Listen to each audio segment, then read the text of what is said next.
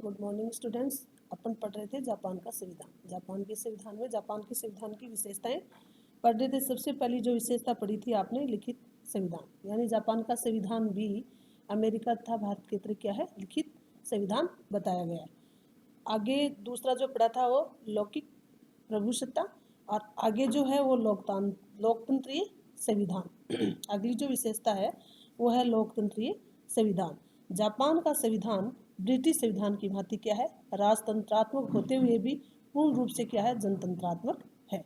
यानी वहाँ पे क्या राजा ही ब्रिटेन की तरह क्या है, राजतंत्रात्मक माना गया, लेकिन राजतंत्रात्मक होते हुए भी क्या है कि वो पूरी रूप से जनतंत्रात्मक या जनता के आधार पर ही बनाया गया संविधान है। सम्राट का पद केवल औपचारिक महत्व यानी औपचारिकता ही है। जिस तरह से आपने ब्रिटेन में पढ़ा था कि जो वास्तविक शक्ति है वो किस में है, मंत्रिमंडल में ही निहित बताई गई है, और जो औपचारिक रूप से है वहाँ भी सम्राट ही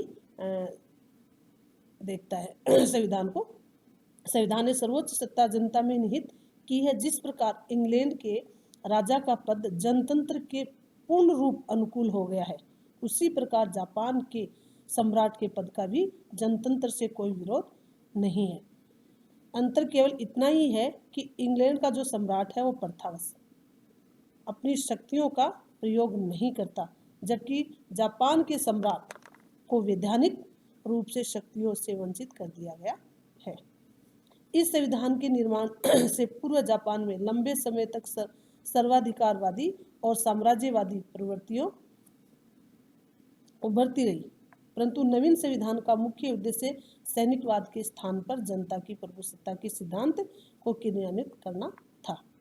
ठीक है ना। अतः 100वां संविधान प्रजातांत्रिक आदर्श से ओतप्रोत है। यानी 100वें संविधान के नाम से जो जाना जाता है, तो वो कौन सा संविधान है,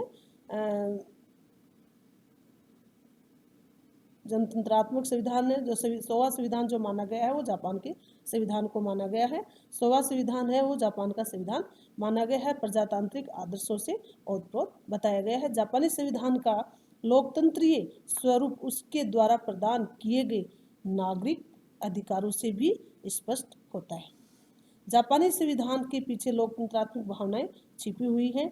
वह शांति और विश्व बंधु के उच्च आदर्शों को शिक्षा देता है। यानी उनमें आपस में वहाँ की जो जनता है उनमें विश्व बंधुत्व का उच्च आदर्श बताया गया है। जापान में शासन का कोई भी अवयव जनता या जनता के प्रतिनिधियों के नियंत्रण से मुक्त नहीं है। संविधान की प्रस्तावना में कहा गया है कि सरकार जनता की एक पवित्र धरोहर है, जिसकी सत्ता जनता से ही प्राप्त की जाती है। ठीक है। तो आपने जो पढ़ा है वो क्या था कि जो ब्रिटेन की तरह है, इंग्लैंड की तरह आपने जो पढ़ा है वो वंशानुगत राजा न होकर के यहाँ पे क्या है, पूर्ण रूप से लोकतंत्रात्मक व्यवस्थाएं बताई गई है। संवैधानिक सर्वोच्चता यानी संविधान को सबसे उच्च माना गया है। भारत और अमेरिका के संविधान की तरह ब्रिटेन के संविधान का प्रतिकूल जापान के संविधान में स्पष्ट लिख दिया गया है कि संविधान राज्य का सर्वोच्च क्या होगा, कानून होगा। जापानी संविधान के 98वें अनुच्छेद में कहा गया है कि यह संविधान राष्ट्र का सर्वोच्च कानून है और कोई भी कानून अध्यादेशों साम्राज्यवादी राजा आज्ञा अथवा शक्ति तथा मान्यता नहीं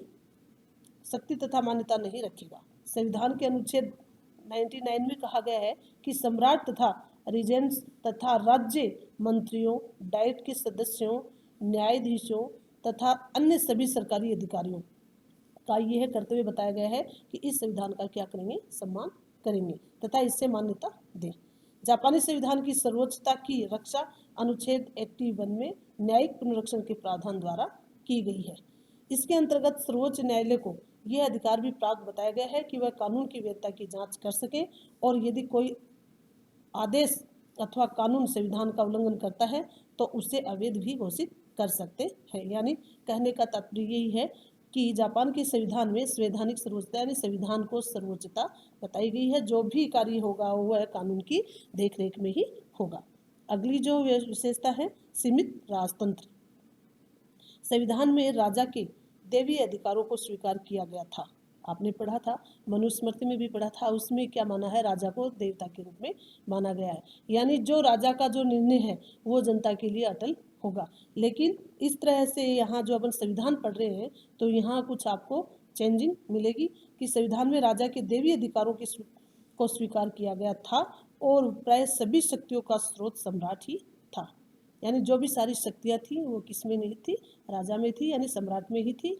जैसा वंशानुगत जिस तरह से अपन ने इंग्लैंड के संविधान को पढ़ा है, वहाँ पे राजा का बेटा ही क्या राजा होगा, यानी सम्राट का बेटा ही सम्राट बनेगा। इसीलिए अब संविधान में जो है वो चेंज करने का जो है वो देवी अधिकारों को मानते हुए प्राय सभी शक्तियों का स्रोत क्या माना गया है, सम्राट को माना गया है। सम्राट सूर्य का वंशज माना जाता था और शासन व्यवस्था में मुख्य कील के समान था, यानी शासन एक कोई विशेष मायना नहीं रखता था, जो भी कोई कार्य था वो है सम्राट की देखरेख में ही होता था।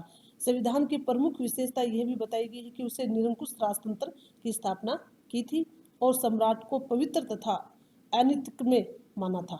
जापान में नए संविधान के अनुसार सम्राट की शक्तियों का पूर्ण रूप से अंत कर दिया गया है, यानी राजा की जो शक्तियां थी उसको पूर्ण रूप से जनता ने समाप्त कर दिया। राजा की जो शक्ति थी उन्होंने जनता ने पूर्ण रूप से क्या कर दी, अंत कर दी और ब्रिटिश सम्राट की भांति पूर्ण रूप से सीमित तथा संवैधानिक बना दिया गया है। जिस तरह से आपने ब्रिटेन के संविधान में पढ़ा था कि सम्राट के पास सारी शक्तियाँ होते हुए भी वो जो सारी शक्ति का प्रयोग नहीं कर पा रहा था, क्योंकि वहाँ पे क्या है, मंत्रिमंडल के द्वारा ही सारी शक्तियों का प्रयोग बताया गया। इसी प्रकार से जापान में भी क्या है कि पूर्ण रूप से सीमित तथा संवैधानिक बना दिया गया और जापान में निरंकुश राजतंत्र का सदा के लिए अंत हो गया है। यानी अब वहाँ पे क्या है, राजतंत्र का अंत कर दिया गया है और लोकतंत्र को पूर्ण रूप से लागू कर दिया गया है, पूर्ण रूप से सीमित तथा संवैधानिक बना दिया गया। जापान में निरंकुश राजतंत्र को सदा के लिए अंत हो गया है। अनुच्छेद 1 के अनुसार सम्राट राज्य तथा जनता की एकता का प्रतीक होगा। सम्राट राज्य तथा जनता की एकता का प्रतीक होगा और उसकी इस स्थिति का स्रोत जनता की इच्छा होगी, यानी राजा अपनी इच्छा के अनुसार किसी भी कार्य को नहीं करेगा, वो इच्छा क्या होगी, जनता की इच्छा को बताया गया है कि जो स्रोत जो माना गया है, जो कार्य जो होगा वो क्या होगी, जनता की इच्छा के अनुसार ही होगा, जिसके पास सार्वभौमिक शक्ति होगी। अनुच्छेद 2 में कहा गया है कि सम्राट का पद पैतृक है, सही है, वंशानुगत है, जो राजा का बेटा है वो ही क्या बनेगा, राजा बनेगा। इसलिए बताया है कि कौन से संविधान अनुच्छेद में 2 में कहा गया है कि सम्राट का पद पैतृक है और उसके उत्तराधिकारों की नियुक्ति इंपेरियल हाउस लॉ के अनुसार ही होती है। आवश्यकता पड़ने पर डाइट किसी भी प्रकार का संशोधन कर सकती है, यानी ऐसा नहीं है कि राजा का बेटा ही राज करेगा, ये अनुच्छेद 2 में बताया गया। अनुच्छेद 3 में कहा गया है कि राज्य से संबंधित सम्राट के सब कार्यों के लिए मंत्रियों के परामर्श तथा अनुमोदन की आवश्यकता होगी, यानी जो भी मतलब कार्य करेगा सम्राट तो इसमें मंत्रियों का क्या होगा, परामर्श होगा। मंत्रियों के परामर्श के बगैर किसी भी कार्य को संचालित सम्राट अपनी इच्छा से नहीं करेगा। अनुच्छेद 4 में कहा गया है कि सरकार के बारे में सम्राट के पास कोई शक्ति नहीं होगी, यानी जो भी शक्ति है वो मंत्रिमंडल में निहित बताई गई है। 4 के अनुच्छेद के अनुसार सरकार के सम्राट के पास कोई शक्ति नहीं बताई गई है, वो सिर्फ नामात्र का शक्ति मानी गई है। जो वास्तविक शक्ति है वो किस में बताई गई है, मंत्रिमंडल में ही निहित होगी।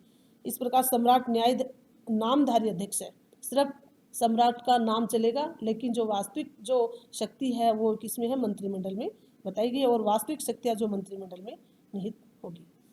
राज्य के विषय में सम्राट के सभी कार्यों पर मंत्रिमंडल का परामर्श और अनुमोदन अनिवार्य है, यानी यदि सम्राट किसी भी कार्य को करता है तो मंत्रिमंडल का परामर्श अवश्य बताया गया है, अनिवार्य है और सम्राट केवल उन्हीं कार्यों का संपादन करेंगे जो स्पष्ट रूप से उन्हें संविधान ने प्रदान किए गए हैं।